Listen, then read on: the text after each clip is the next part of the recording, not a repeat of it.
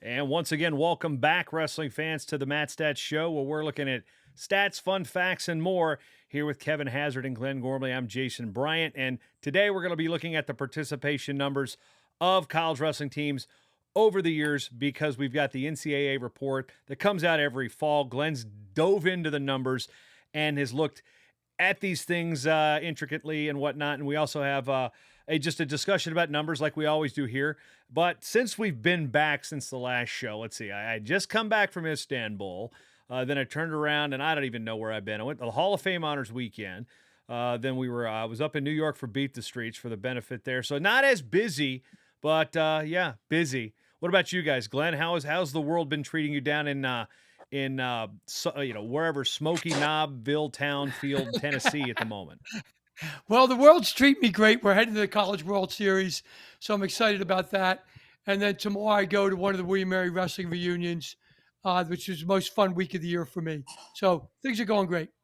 I actually did see a regional game when I was in Stillwater for Honors Weekend. They were hosting a regional with Niagara, Florida, and Nebraska. So I got to see one of the games there. I saw the Florida Nebraska game because there was no one. We were doing our cocktail hour on Friday night during the Niagara Oklahoma State game. But that stadium they have in Stillwater now, the new baseball stadium, the O'Brate Stadium, that place is awesome. I got a $10 ticket. Matter of fact, the Great. beer I had was more than the ticket. But it was also one of those. It was the official craft beer of Oklahoma State. So it was the 1890 from Iron Monk Brewing, which, believe it or not, Dayton Fix's brother Derek works at. So each year, Kevin knows this. We sampled we had a tour of that place last year. So they're like, I know Danny's Glass is like the unofficial not sponsor of our numbers, but I don't know. Hall of Fame weekend, it might be Iron Monk Brewing. They provided some stuff for the Hall of Fame Honors Weekend, which we had some great honorees. I love Honors Weekend. Kevin, you were down there last year. You, Brian, and I, we got to spend some time down there. But you're now in Delaware as a retired guy. What's it been like for you? Yes. The next Oh, month into not having jackhammers behind you during the show. it's great. It's great, except they're building a end of a subdivision right behind me, so there's still the backup alarms going every day. You But can't get Glenn's away going. from it. No, you can't. Construction is everywhere. Kept me busy for 50+ years, so it made me happy. Yeah, it's just like a little bit of it's your happy place where you wake up and be like, oh wait, no, that's not my backhoe that I have to worry about. That's not Yeah. nope, that's not our table saw that's gone missing. So Yep. other I of those still things. dream So about construction every night, and I'm still making decisions and getting all tight. So hopefully that goes away after a while. I don't know. I had a random afternoon. So the kids and my wife went somewhere over the last weekend. I was like, you know what? I got to clean up this garage. You get that corner stuff, like your outdoor shovels or your winter shovels or with your summer shovels. And I got a shed in the back. I'm like, how'd all this crap end up here? So I cleared out one corner and then all the cushions that are up and just moving things around. And, I had one car out of the way because I actually had backed out incorrectly and basically took off one of my side mirrors. So that was a nice little mistake. So I actually had the space and I had the scrap wood laying around. I was like, I need to get this up off the ground. I need to put this here for my wet dry, my shop vac, and then my minor dust collection. I built a shelf out of scrap wood in about an hour. I'm like, yeah, all right. So using the job site saws and stuff, I felt I was channeling my inner Kevin Hazard. Yeah, exactly. I wasn't framing anything because we don't want that. But framing is what we're going to do today. We're going to frame the arguments based on facts. So, Glenn, we will jump to our other screen. And as always, folks, if you're listening to this on the audio, we will have the PowerPoint slideshow accompaniment. I will also in the show notes include the link to the NCAA participation statistics report that has come out every fall since the 1981-82 season or year. And that's why we use it. Because that is the NCAA tracking the stats. Before then, we're going to talk about this, and we've talked about this on previous shows.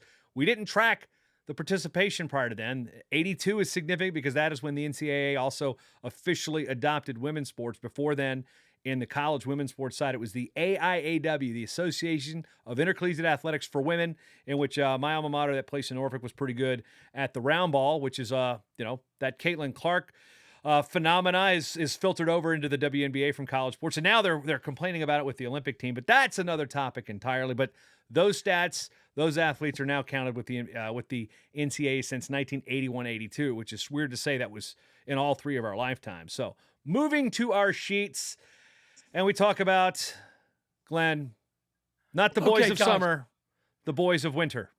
The Boys of Winter, yes. Roger Kahn, the famous author, wrote the book The Boys of Summer about the famous Brooklyn Dodgers when Kevin Hauser was old enough to remember it. And then Kenny Chesney did the video, The Boys of Fall. That's a picture of Kenny Chesney there with his parents in high school. We're doing The Boys of Winter.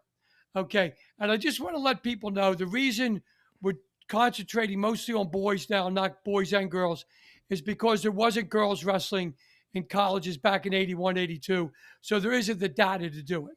It's not that we overlooked them. Okay. The normal stuff that we do on the show, I feel like a number, the old Bob Seger song. Okay. And then, of course, we got to give a shout out to Danny's Glass in Norfolk, 8675309. Nine. In the Yep. 757. And the 757. Okay, the opinions expressed on this show do not necessarily reflect any opinions of the NWCA, nor do necessarily Gormley, Bryant, Hazard always agree on everything. Okay. MatStats is a numbers-based show. Okay. I want people to understand that there is some opinion that we work in, but everything on the show basically starts with numbers. Okay. So we revolve around stats. That's why this is called MatStats. We like to start each show with a slide as of May 27th. Now, ironically, I had to draw the cutoff time at some point to do all these numbers. But the next day, Hope International started an NAIA team. So there's really 505 teams. But for this show, we're using the numbers that are on the screen now.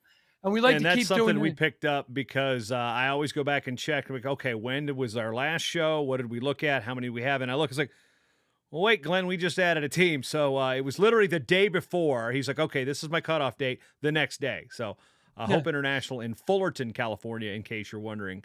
They're starting a men's program.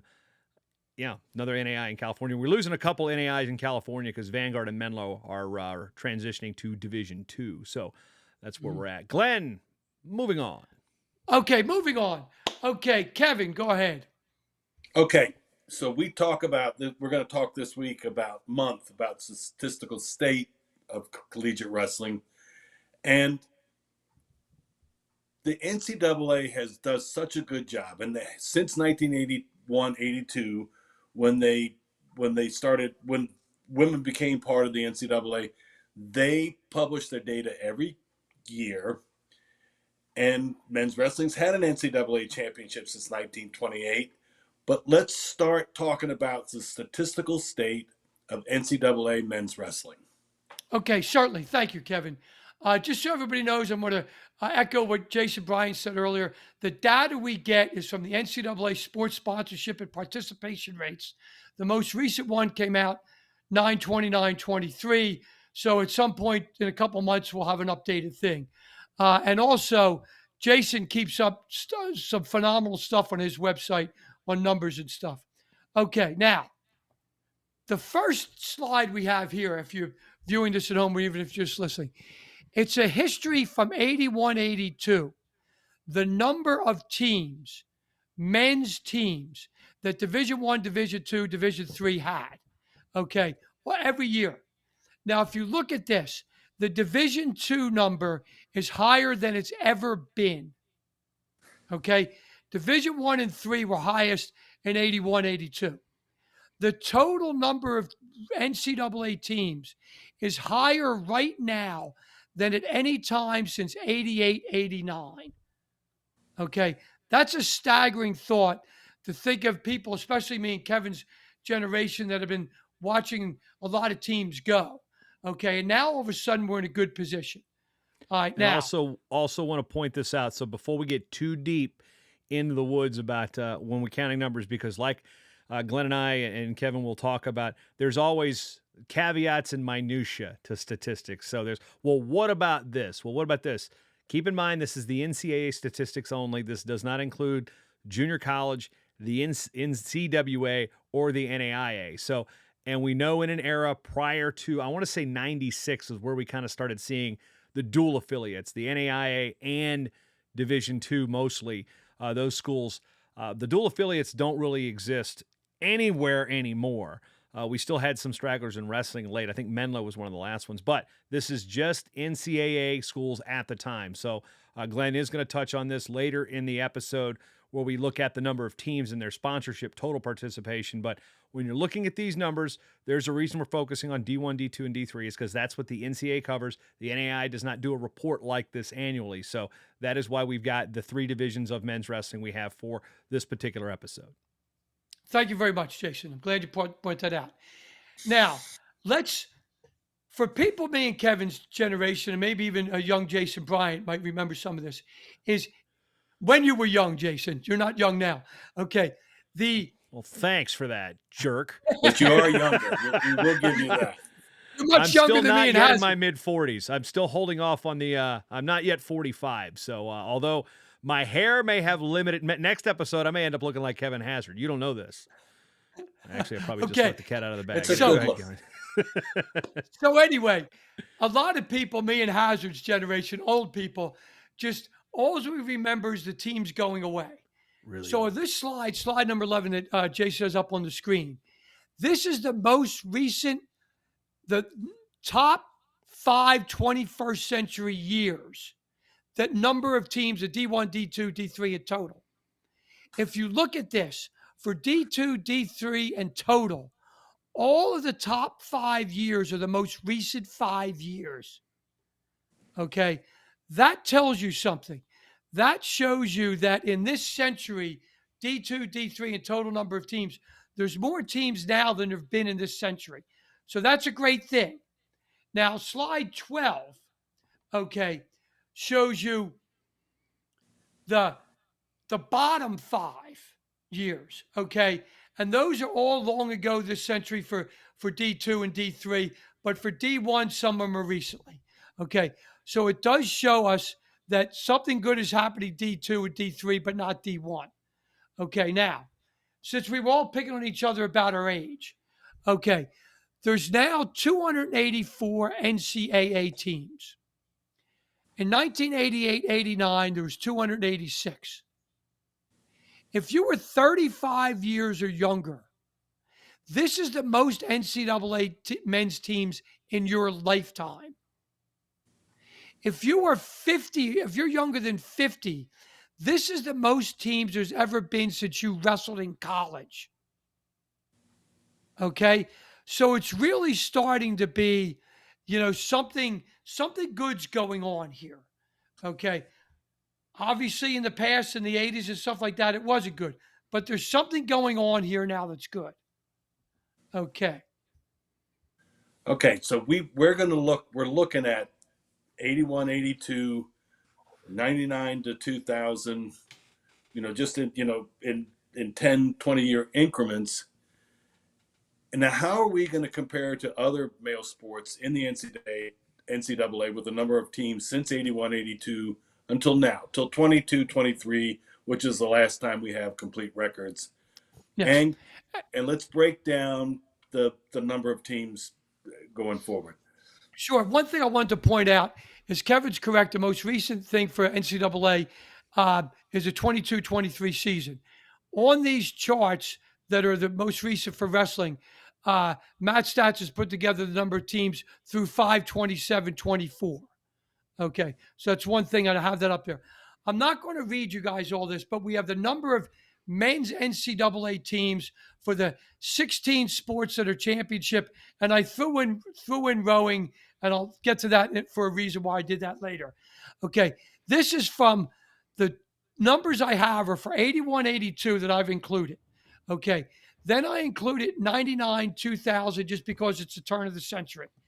Then I included 2009, 2010 because that was the low point of the number of wrestling teams in NCAA. Okay, and then the next slide is for 22-23. Okay, and what we do then is we can see a percentage increase and decrease in everything going on in those years and selected variables. I'm going to sum this up.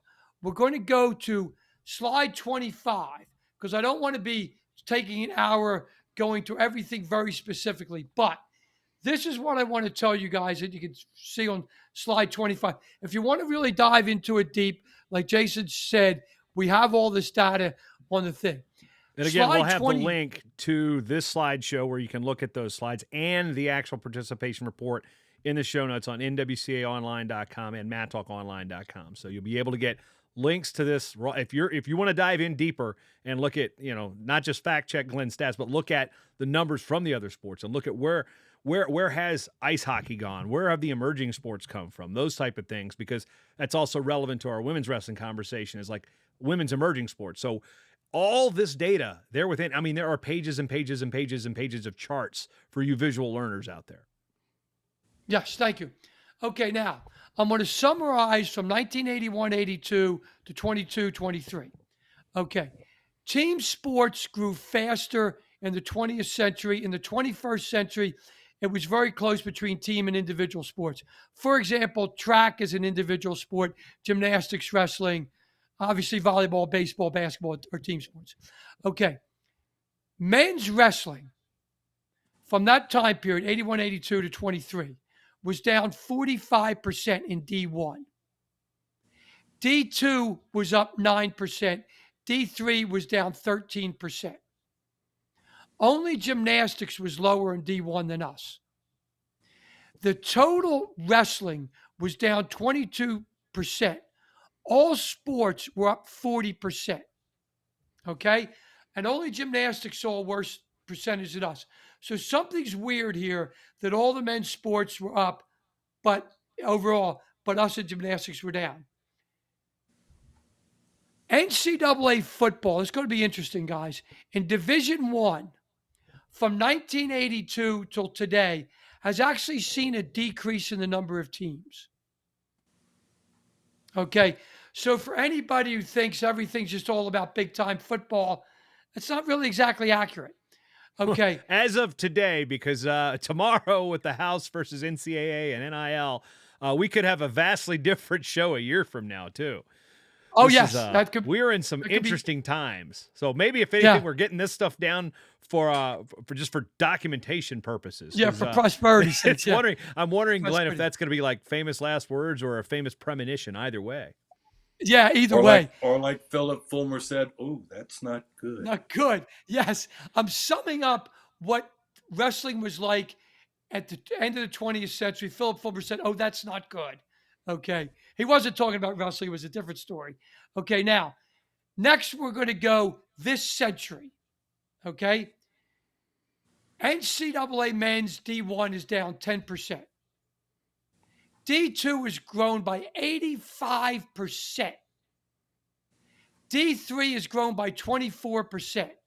Men's lacrosse and volleyball lead the way in that. And that's interesting because they've basically been riding the coattails of women's lacrosse and women's volleyball. Total men's wrestling this century has grown 21% in the NCAA. Men's volleyball and lax are the top percentage growths.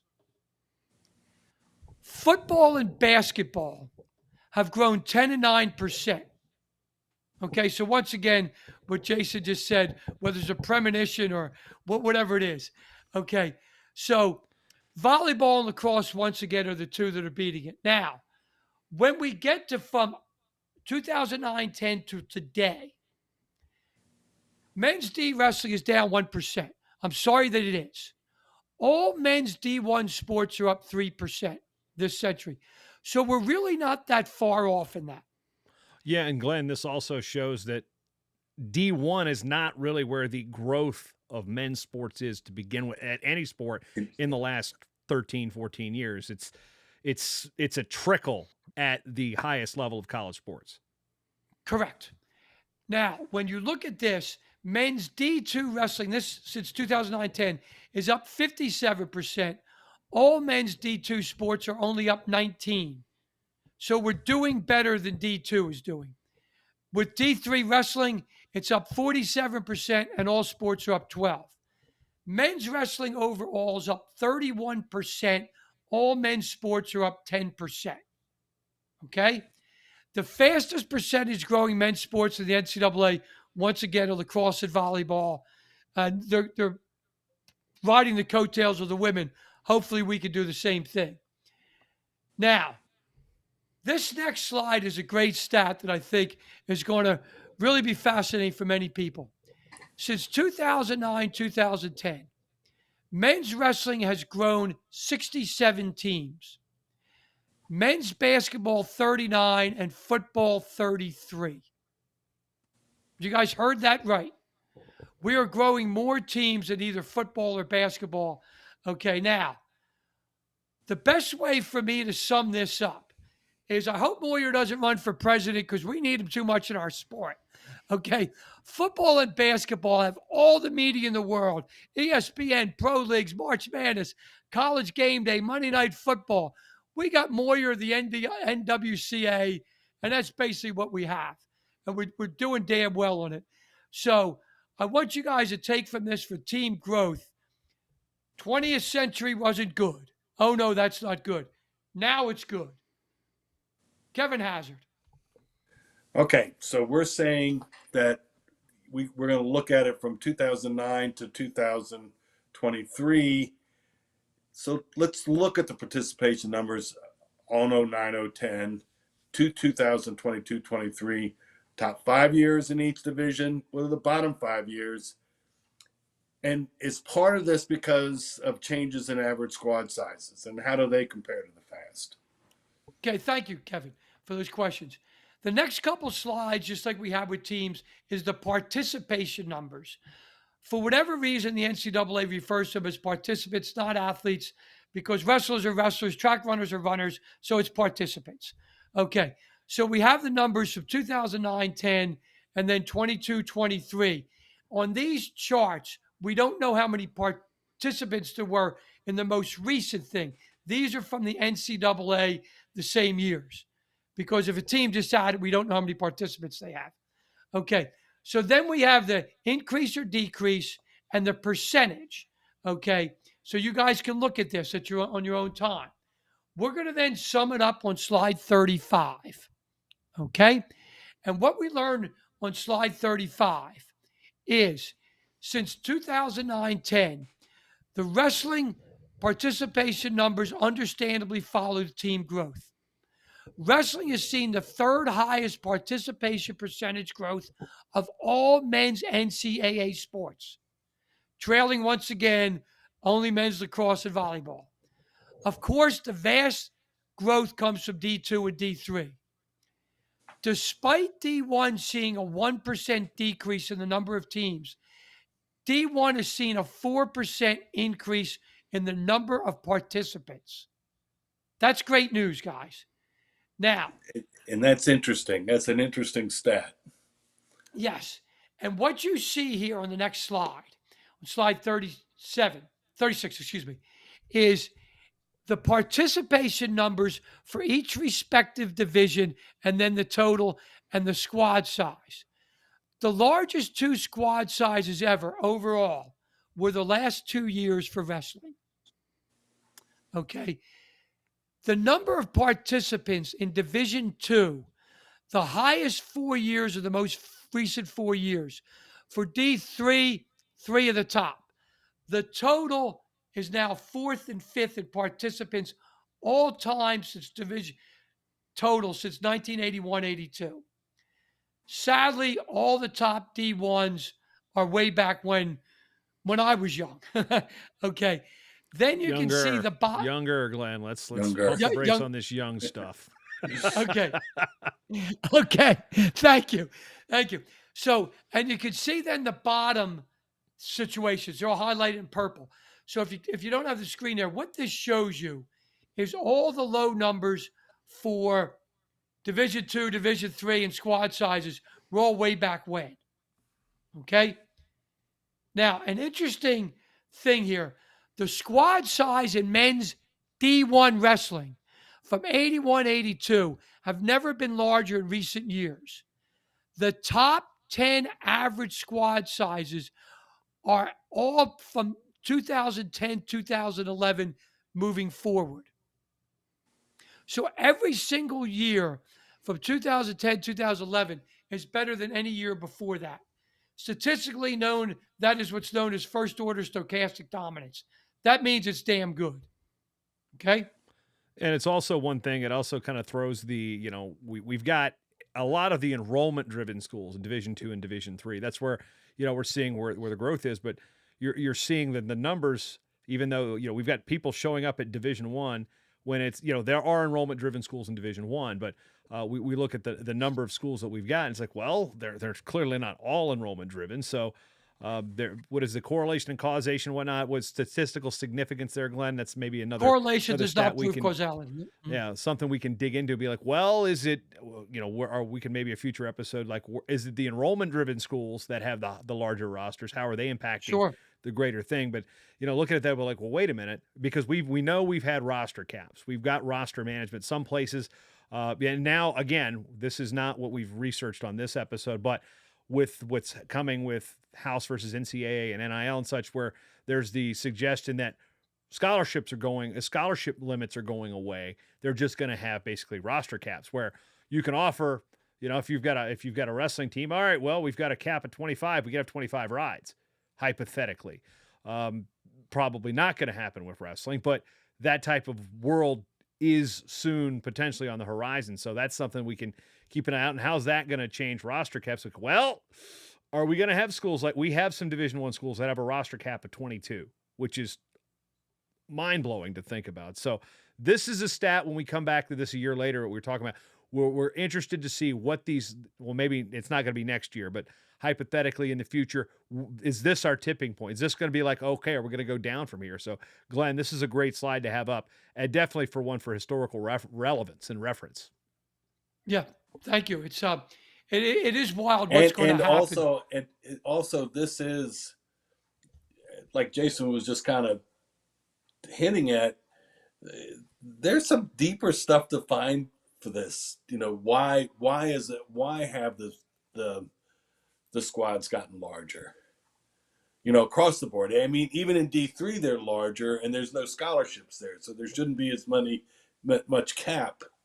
I think the first answer to that question is, well, there's fewer places to wrestle at Division 1 than there were, so you've got the same amount of wrestlers going into a smaller pool. So in theory, your rosters are going to be bigger because it's, I guess, Glenn, again, this is your wheelhouse to be like the number of athletes coming into college, give or take what that percentage or what that ratio is compared to what it used to be. That's something to look at and be like, well, again, we can look at this and be like, well, what is it like compared to when we had 24 in a roster and 149 teams versus, 78 with 33 on a roster? So something also to kick the can down the line and look at that later too.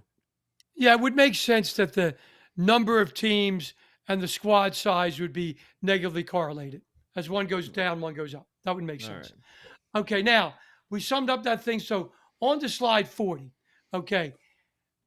During episode number 7, this was way back when in March of 2022, Gorms predicted that we have more men's wrestlers in the NCAA tournament by March 2025. Okay? So that gives me a year and a half to come up with that number being the most ever. Okay, I made that prediction. I'm standing by it, even with whatever might happen in the House versus NCAA and NIL and all that. Okay, we don't have the numbers for the 23-24 season yet, so we won't have these numbers until this fall. And for 25, we won't have it until the fall of 25. But just to put it in perspective, guys, the record number of participants in NCAA since 81-82 is 8572 in 1985, ironically. So almost 8,600. We, in the last 2 years, have had over 8,300 wrestlers. So it's not a crazy thought that we can jump 250 more wrestlers and get over that. Now, Glenn, you will be correct that in 2025, there will be more wrestlers at the national tournaments. For these facts alone, one, the NAI is now at 280 entries. And then now Division 3 has recently approved 30 more entries. So they're going to be at 210. So there will be more wrestlers at the Division 3 national tournament in 25 than there are 24. So the great Gormac has come through once again. Yes. And if you don't know who that reference is, you are definitely, if you do know that reference, you're definitely Glenn and Kevin's age. Yes, we reference him as being Florida the aficionado. Johnny Carson. Yeah. Okay. So Ooh, people don't know who Jay thank Leno you. is now. Come on, guys. Anyway, moving on. Yeah. Thank you for pointing that out. But my prediction is by the NCAA wrestling tournament, okay, in 2025, we would have more participants, not in the You know me. tournament. Why are but we on- going to look at stats and why are we going to read? Nobody reads stuff on the internet anymore. It's just look at what's on the Okay. screen and share it. I Come just, on. Anyway, okay. All right. Good enough. Fair enough. Okay. Now, slide 42, guys. This is for people that are my age or older, because yes, I did wrestle in college before 81, 82. Okay. And in the NCAA guide, their participation number thing, they explain it. They only do the surveys in 5 years. Okay. This slide, in case anybody was wondering, has the total member institutions, the wrestling teams, and the wrestling participants. Okay. and once again, to interject every time Glenn brings this up, I will say this being an Olympic year, Thank you. I do not have the time this summer to go through the stacks behind me. But again, just to let everybody know what I'm doing to fill that gap, going back at least until the three divisional split 73-74, because there's again, we've got 8 years of data that since we've had divisions that we can actually say, okay, these are Division 2, these are Division 3, these are Division 1. I can go back through and my challenge here, again, this is an unpaid challenge, but if you want to contribute, you know how to get a hold of me, is going through all the amateur wrestling newses and the NCAA guide, which stopped being printed oddly enough in 1982, is count how many teams reported results into AWN or in a conference tournament or a dual meet through those stacks of amateur wrestling news, so I can come up with an accurate count of how many actual wrestling teams we had.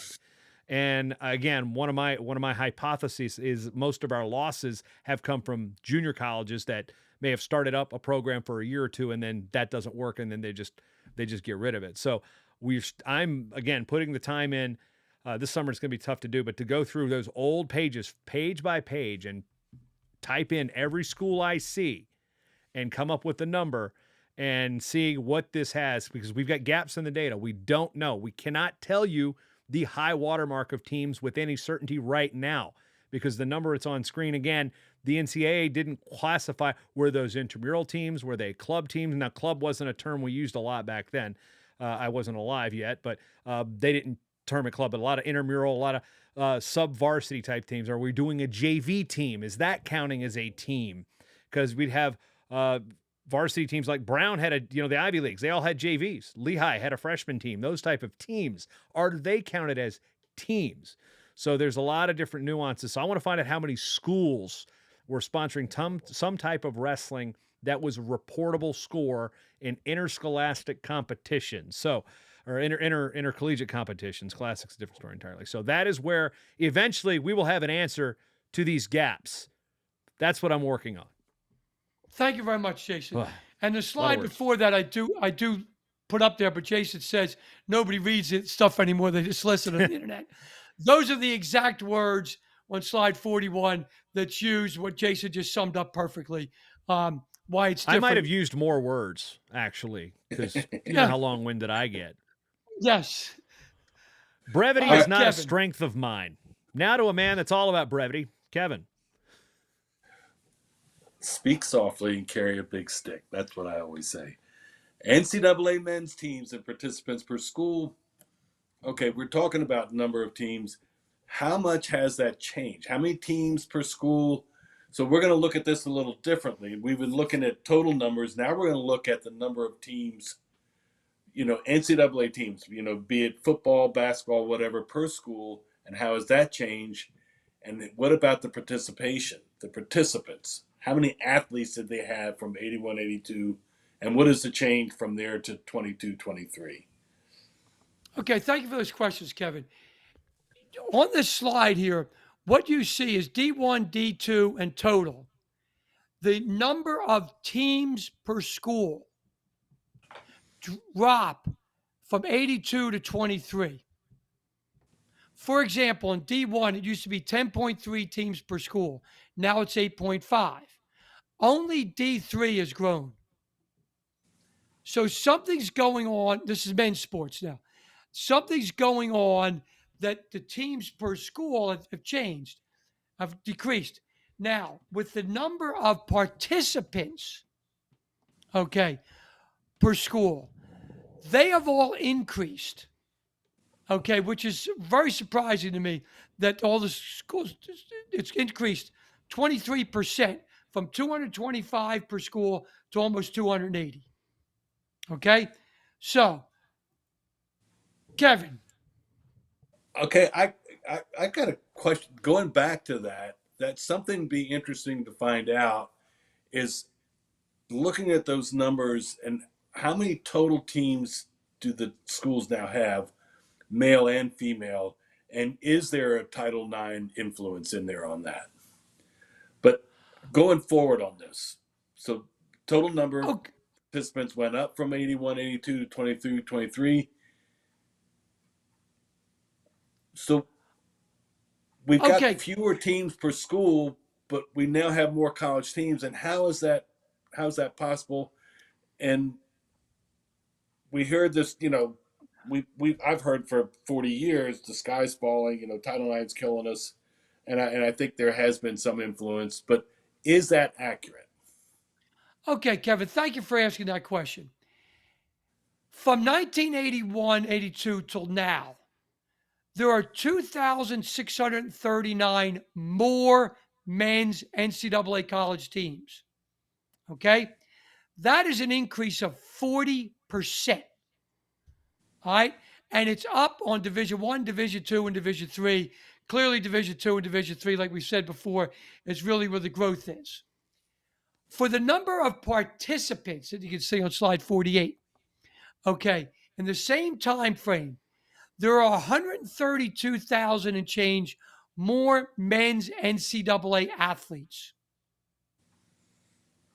The population of Green Bay, Wisconsin is 107,000. So that means we've added more male athletes from 1981-82 till today than the city of Green Bay has people. Okay. It's an 81% increase in the number of athletes. Now, As long as we didn't add 132,000 more Packers fans, that'd be fine Yeah. with me. yeah, yes, yeah, exactly. Now, I don't apologize for that statement. I'm a Buccaneers fan, so Yeah. it's not I'm because an I live Eagles in fan. Minnesota. Yeah, well, you suck. Go ahead. And that's fine. Okay. So on slide 49. Don't say what that we in Philly, Jason. I know that. I've only That's pro where the sports Nationals are venue next year, I've ever Jason. been cursed out in was at an Angels Phillies game. I did not wear an Angels hat and I still got cursed out. Anyway, continue. Okay. So on slide 49, guys, we can see we'll get back on this. So people are saying, well, great, men are added 132,000 athletes, but how many of women added in the same time frame? Well, the answer is almost 162,000. So yes, women have added more, but that's nothing bad because we've also added. Now, this century, there's been a larger increase in male athletes than women's athletes, 89,000 versus 79,000. So for anybody who's sitting back there saying, well, it's just all about women's sports, that's wrong, guys. Okay. Men's sports are growing too. And again, something to think about with this fact. Why? Here's another why. Women's enrollment surpassed male enrollment significantly. So now some of these schools are like, well, we need to get men's enrollment back up. So what's one of the best ways to add men to your college campus? Add sports. So this is where we've seen, again, that enrollment drivers. It's not just men and women. They're women attend more than men do. And that's a statistically proven fact. I mean, you can just look at the numbers. I think the HBCUs are to the point where they're almost like 63, 64% women. Yeah. And the national average is not far below that. So that's one thing to consider is like, why are there more male opportunities being added in large roster sports, usually at sub D1 schools like D1, in the D2, D3. And again, we don't have the stats for the NAIA. That is a direct reason why we've got more men's opportunities is they need more male students. You got to even things back out. Yeah, and it's not just undergraduate school. There's going to be a day where every lawyer is a woman. I mean, it's like 60% women in law schools now. So it's that way in undergrad and grad schools. Okay. Kevin, slide 52. Well, we're at 51. Okay, 51. I'm sorry. My fault. All right, guys. Now, I'm trying to answer this question as best I can. I have a quote up here. It's easier to fool people than convince them they've been fooled. Mark Twain famously said that. Okay. And then I'll go back to one of my famous quotes. There are liars, damn liars, and statisticians. Okay. I happen to be the third one for sure. I hope I'm not the first two also. All right. Now, one could easily point to a specific sport in a specific school and find, and I'm using air quotes here, evidence that Title IX has hurt men's sports. If we examine the big picture, men's NCAA sports have never been statistically stronger. I personally think it's short-sighted to simply blame Title IX. Okay, MatStats is here to dig into numbers deeper and explore it. We've already pointed out that since 81-82, there's over 2,600 more men's NCAA teams. That's one new team every 5.7 days. I want you guys to think about that. Okay, so in other words, It's a new that's even team a more week than for, yeah, how many years? For 30 years? 43, yeah, 44 years. Yep. Okay, 40, so geez. yeah, Sorry. yeah. If you're born in the 90s, you're 30. Jeez. Yeah. All right, sorry. There's also Continue. 132,000 more athletes. That is 9 per day in that time frame. 9 more men's athletes per day. Okay. So I'm really finding a struggle for people that just want to blame Title IX. You know, as a statistician, I can't just with a straight face tell you Title IX's the boogeyman and stuff like that. Can you point to specific anecdotes? Yes, you can. Okay. Why is wrestling suffered and the other sports haven't? Perhaps it's because we're one of two sports that didn't have a female equivalent. Now we do, and we've changed it around. And also, let's other things to consider too is we go back and look at the participation stats from the NFHS. The number of sports offered at the high school level back in the 70s isn't as robust as it is today. As a matter of fact, I mean, I graduated high school 27 years ago, which is very hard for me to speak on right now. But we were still adding sports in the 90s, in the late 90s. I graduated high school in 1997, so there were still being sports added at the high school level, and they're still being added. Minnesota just added boys volleyball. We were talking about volleyball earlier. That's in Virginia had been there because, the beach is such a good area with it, Richmond and Northern Virginia. But like Minnesota, their boys volleyball was like, whoa, that's they've been fighting to be a varsity sport for a while. So yeah, we're still adding opportunities for both men and women, boys and girls across the line. When 40, 50 years ago, the opportunities were limited. Or as you see with the teams, there's also been a shift in where these schools are investing their resources. Did they want, Glenn, talking about squad size, do we want a roster of 20 men, 22 men, or do we want that lacrosse team with 50 at an enrollment-driven school? So we're looking at, again, the whole bubble of men's sports versus our niche. We've niched down considerably. Every niche can argue our point about losing programs. Every niche sport can do it. And then when you add them all up, you're like, well, we're all adding somewhere. Again, I do think that big college football is going to make things at the Division I level. Again, that's where everybody's focusing their attention on. But again, your high school coach typically is not going to be your D1 national champ unless you live in like central Pennsylvania. It's going to be the guy that wrestled D2 or D3 more often than not. So there are a number of factors that come into play. It's not just one simple thing. It's not a simple, that's the reason. So I think that's one thing that these numbers do show. And that's one thing you have to go in this, not necessarily thinking wrestling first. You have to think totality of population, totality of interest, and the variation of interest changing too. So it's an important thing to consider. And again, this is a part where it's like, not everything we say, we're all going to sit there and be like, well, I mean, I'm going to put a little bit more emphasis on the bad athletic directors in the 80s, using the law as a crutch that convinced, again, to the quote, convinced them this versus actually telling them the truth. So, we can just see in social media, just because a quote's on the internet doesn't make it true. And just because, oh, well, RID says that's got to be true. Well, maybe they weren't telling the truth back then and you just believed it. So there's there's so many different ways to try to put a point a finger on programs that we lost over the years. We just know we've got numbers now. We're growing. We're creating opportunities again that we once didn't have. We're celebrating our growth here. That's my soapbox here on this topic. I'm glad you got on that soapbox. It was very good. Okay, slide 52. And by the way, I have to Jason. say this too. That also is a tweak of my opinion over the years, because I, like many, was initially going to be like, well, we've lost this many, research, facts, stats, and understanding society as a whole. Do I like it? No. Do I want all those programs back? Yeah. But we also realize, is it better? I use this as an example.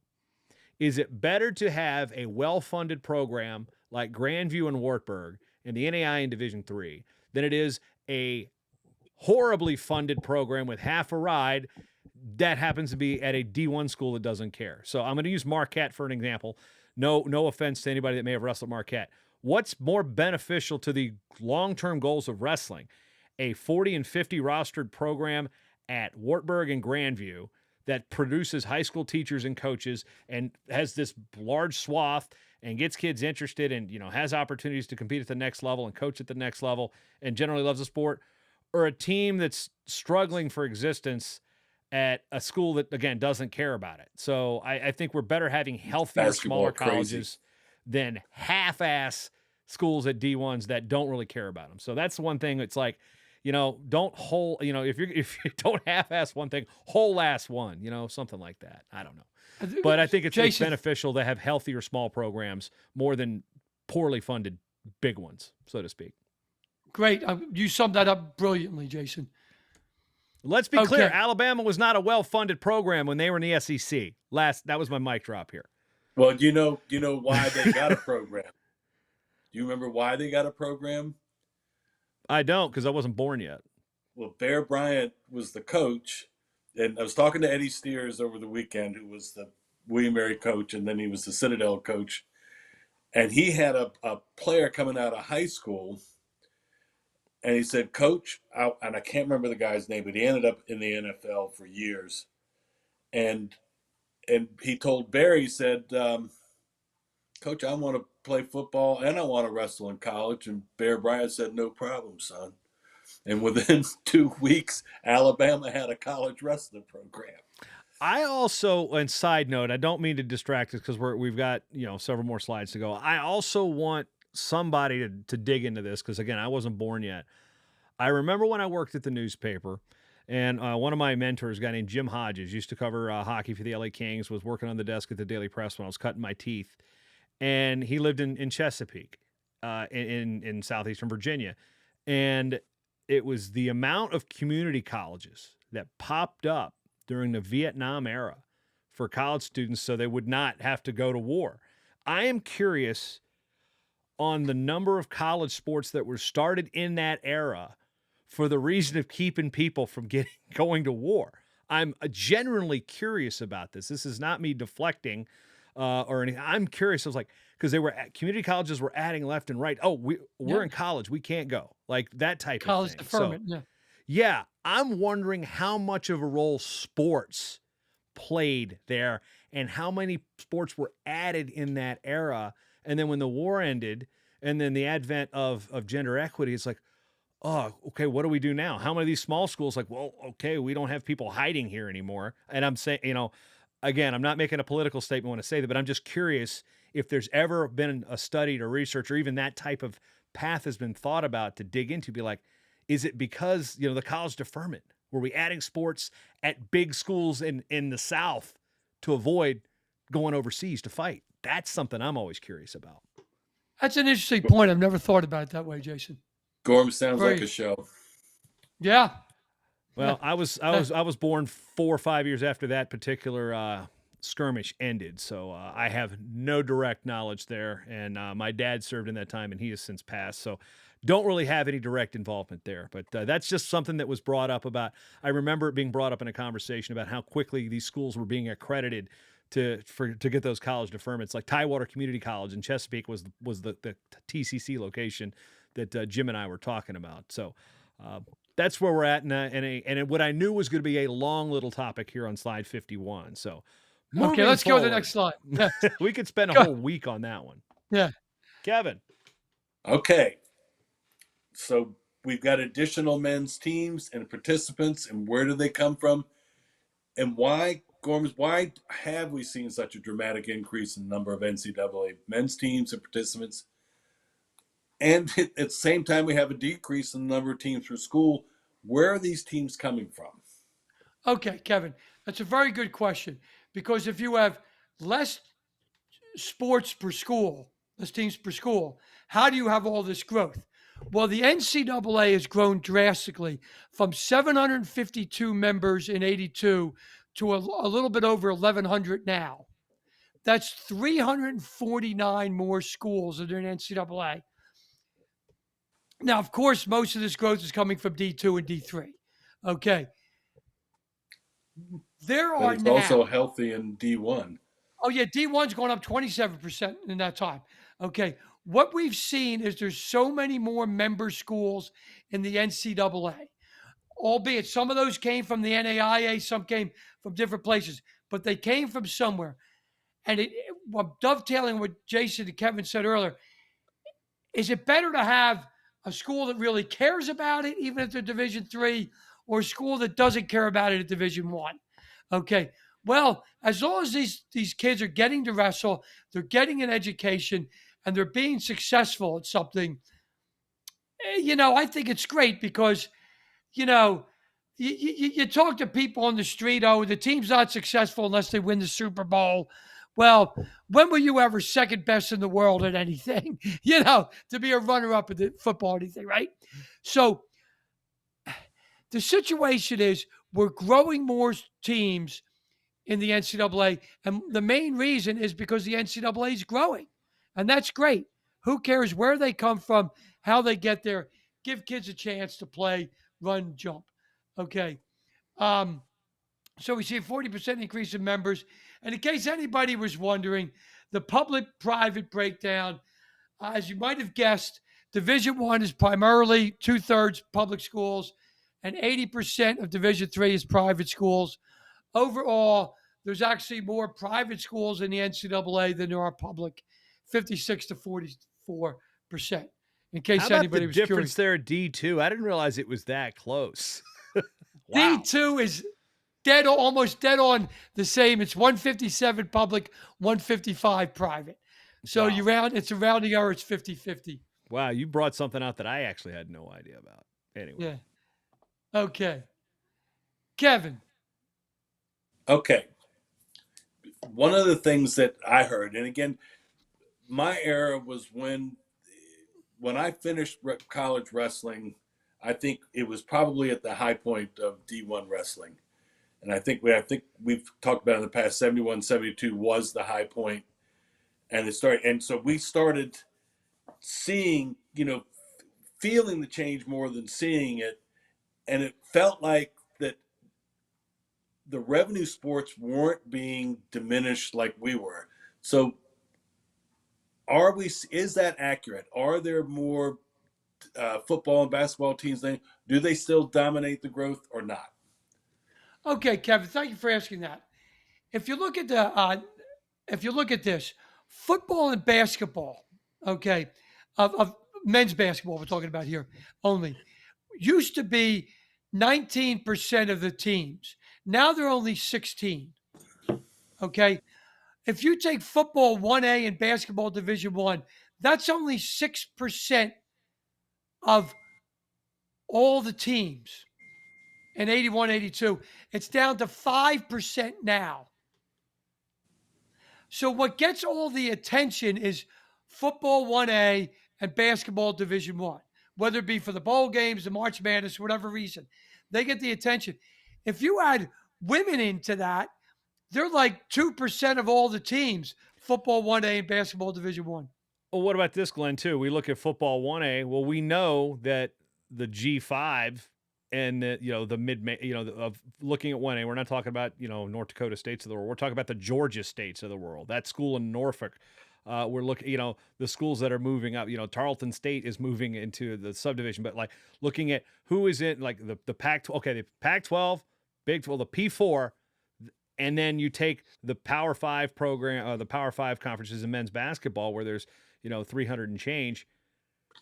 The amount of schools that they're actually being paid attention to are even lower than that. Yes. I mean, we're talking maybe. Yeah. I mean, I'm sure, Glenn, if you run the numbers, we might be looking at And- literally a 1%er type of situation where 1% of the teams dictate the 100% of the money. Ugh, frustrating when you're a niche sports fan. Yeah, I mean, Isn't think it? about yeah. The College World Series is about to start. All 8 teams are from the SEC and the ACC. Women's College World Series, they were all Power 5 programs. Yeah. Interestingly enough, Duke, the women's the softball team, had made their first appearance. They had only been a team. They were started, I think we'll say, within maybe 10, 15 years ago. So they're a relatively new program. I need to fact check that. But I was on the plane with several Duke fans on the way to Honors Weekend, and it was like, Duke, yeah, it was their first. They had not been around very long, and to come in and be immediately competitive in a good college softball conference, the ACC's not chopped liver there. So, and all teams in the Women's College World Series were Power 5 schools. Yep. Okay. So some people then ask me, well, football obviously has much larger rosters than any other sport. Okay. Because of, the requirements. Only 7% of all participants, male participants, are football 1A and basketball Division 1. And if you reduce that down to now the Power 4 in football, because the Pac-12 is going away, and the basketball D1 schools that aren't located in Williamsburg, Virginia, that never make the tournament, it would be a very low percentage, of people doing that. Yeah. So, and just for the record, one of the reasons I was given when I was the assistant William Mary when they were about to drop it is because we couldn't be competitive. Well, I wish William Mary basketball team would make the tournament, but they never have since or after. So maybe they were incorrect in that assessment. What Okay. is your baseline on being competitive? Because I guarantee you this sport can be more competitive at a national scale than that sport has been for 100 years. So, Oh, sure. We just right before they did that, we had a wrestler that made the national semifinals, Rob Larimore. We had a 2-time EIWA OW. Okay. So we were being competitive and basketball wasn't. But anyway, back to the show. Okay. You're not going to change my opinion of what they did at William Mary was wrong. Okay. It was totally wrong. Okay. What type of growth has 1A football seen? Okay. Like we said earlier in the show, 1A football has seen a decrease of 7 teams, and the growth has come from 1AA football. A lot of those schools that were 1A in 81, 82, William and Mary being one of them, dropped to 1AA. Whether that was a way the to formulation of 1AA, the Ivies used to compete against the big dogs and bowl games and such. And then they're like, nope, this is not our. I wish more schools would take that approach. Like, this is not our fit our mission. So we're going to do this. Now, granted, I wish the Ivies would play in the playoffs, but again, they do compete in their own world in a lot of ways. So I wish more schools and conferences would understand this is the reality. Why are we trying to chase something we can't have? I think all these, the house and then the NIL stuff is going to give some schools hard decisions, because there are schools that are going to close. There are schools that are like, okay. And problem is once you're up at Division I, it's like almost like, okay, well, we lose whatever money we have from the basketball tournament payouts and units per conference. That if we go back to where we should be in Division II, for example, for a lot of these schools, you have no business being D1. But you can't tell the fan base that. You can't tell the alumni that. The cult of college sports, especially with football and basketball, D1 or nothing. It's like it's painful. You would make the sports you have in your athletes' experience better if you were not shooting above your rank. So anyway, again, we are niche sports fans preaching to people who aren't listening to us. So anyway, So go ahead. I have a question on this though. So we're looking at FB football 1A and 1AA. Any prediction in 5 years whether that number gets rebalanced to even more? No, because I don't know, because they're still backfilling every realignment move. Like we saw that the move to the SEC from Oklahoma created how many Tarleton State is moving to Division I because Oklahoma moved to the SEC. It's a ripple effect that is beyond belief. And then, and actually they're working on funding getting their wrestling program funded too. So maybe that's going to be good for us in a long term. Okay, well, there we go. But, we've got schools that are being pulled up from Division II to backfill smaller D1, mid to low major conferences. I don't see that stopping. Again, the reality is some of these schools should not, Division I system, in my opinion, is broken. But that doesn't mean college sports is broken, because college sports, as we've shown on this show, at Division II and Division III, and again, we don't have the stats for the NCAA, college sports is thriving at those levels for those athletes. It's just, again, we got 1% of the sports getting 99% of the attention, and it makes it skews the reality of what's going on. Problem is money is the reality. Kevin, I'll give you a prediction. Another soapbox. I think there's going to be 3 football playoffs for Division I one day. One for the schools that can afford the NIL, the Division 1A, one that can't, and then the normal 1AA thing. And you might have the same thing in basketball where you have 2 tournaments.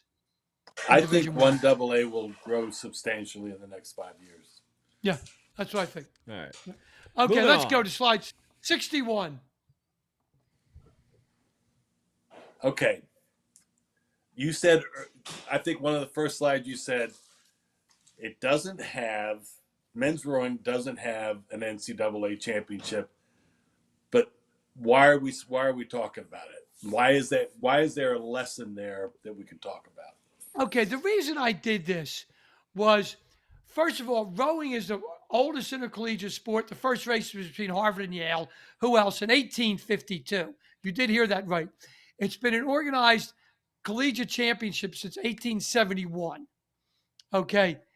Women's rowing became an NCAA championship sport in 1996, 97. And according to Wiki, men's rowing declined to join as an NCAA championship sport. I have no idea why. But what you can see here on the next slide, and in case just listening, in 1981-82, they were almost the same amount of teams, 48 men, 43 women. Okay. Then it got to 90 and 98 because that's when women added the championship. Since then, men has decreased 33 teams and women has grown 48. My belief in this here, once again, correlation does not prove causality. Okay. But I think there's something to do with the NCAA having a championship. And the reason I'm hoping this is true is because soon we are going to see NCAA Women's Wrestling Championship. So that's the reason I included this in on it as a thing that hopefully that helps women grow, okay? And then we ride on their coattails like men's lacrosse and volleyball have done to women. So that's Kevin's the reason I put that in there. Thank you for noticing that. And guys, I'm going to say one more thing here before we let Kevin wrap it up with the Kev notes. In case anybody doesn't know, slide 65, please. Congrats to Larry Connolly and Dornock for winning the 2024 Belmont Stakes. Now, Larry Connolly isn't a horse. He's one of the people that started West Paces Racing that owns Dornock, and congratulations. Larry is a proud member of the William Mary tribe family, and we're happy to have him as part of our family, and we're all happy for you, Larry. Congrats. I just know I had my money on Don to win the El Segundo Stakes. Okay. Kevin, if you get that movie reference, send me a tweet at Jason M. Bryant, because I want to know if you picked up on that one. Don't bother Glenn or Kevin with that. I want to know if you picked up on that one. Anyway, moving forward. Okay. All right. In our first slide, and go back and look at it, we showed Kenny Chesney, and he is a dead ringer for Roger Staubach. You put them side by side at you guys are level. So old. You're so old. I even went back and except 164 and 155. So, all right. Number 2, the NCAA has kept great record since 81, 82. And Jason also does one hell of a job with his data that he puts together. As of 5/27/24, there are more NCAA men's wrestling teams since 88, 89. Number 4, men's wrestling and men's gymnastics are the only NCAA men's sports to see a decrease total number of teams since 81, 82.